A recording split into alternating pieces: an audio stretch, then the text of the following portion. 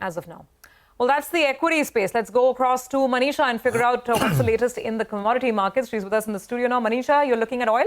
I am, yes, and that's because there is some pressure coming in for the prices. As was anticipated, this is a knee-jerk reaction after the US Fed meeting there. And 1 rate cut this year and 4 in the next year is what the street is looking at. But it also is about the inflation data, which is lesser than what the street was anticipating. And that in some sense is a supportive way there. And is the reason you haven't seen a complete crash in the prices, but just about 0.25% of a decline coming in there. But there are other various factors which are weighing on crude oil prices right now. One, of course, is the ongoing ceasefire talks in Gaza. I mean, we've been hearing about that for the last 3 months now, but nothing has happened. But the point being that both sides are talking on that. The other is the US inventories, where we have seen an increase instead of a decline as the street was anticipating, and that too by 3.7 million barrels. But not just for crude. When you look at gasoline and distillate stocks, there has been a build-up in inventories in that as well, and that's weighing on the markets. The other is the IEA data and report that came in yesterday, which has cut demand growth forecast for this year to less than 1 million barrels per day.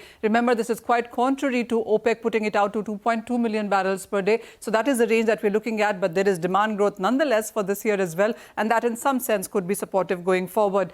Interesting reports then, and Morgan Stanley for one says that by the third quarter, the global deficit estimate is at 1.2 million, which will take the prices to 86 on the higher side within the third quarter. There also is a report from Citi which says that there is deficit concerns for the near term, but for the next year, they've put the Brent crude price forecast to $60 a barrel as well. So it's all over the place the way that you see the crude oil prices and the fundamentals working in. But very interestingly, the EIA also has come out with a detailed report for India, which is the third largest importer and consumer in the world. And EIA says that they are looking at stronger demand going forward. India actually could lead the demand globally as we get into the second half of this year and for 2025 as well. The number that they're putting is in sense of 1.3 million barrels per day until 2030. So if I can get you the India demand chart in front of you, where we stand right now, that was in 2023, we were at 5.4 million barrels per day. Now, EIA says that by 2030, we will be looking at a higher demand at around 6.7 million barrels per day. So when it comes to India, the demand is only going higher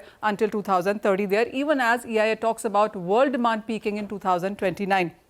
If you look at the refining capacity, well, there as well, the number is almost doubling there. Also, India demand contribution, most of it comes in from diesel and petrol to the tune of 38 and 25%. And with urbanization, infrastructure, more cars being bought and population increase, that number is also expected to grow. EIA actually says that there is expected a 40% increase in India's car fleet by 2030. So huge numbers coming in, and the fact that the Indian crude oil demand is not going away in a jiffy. All right.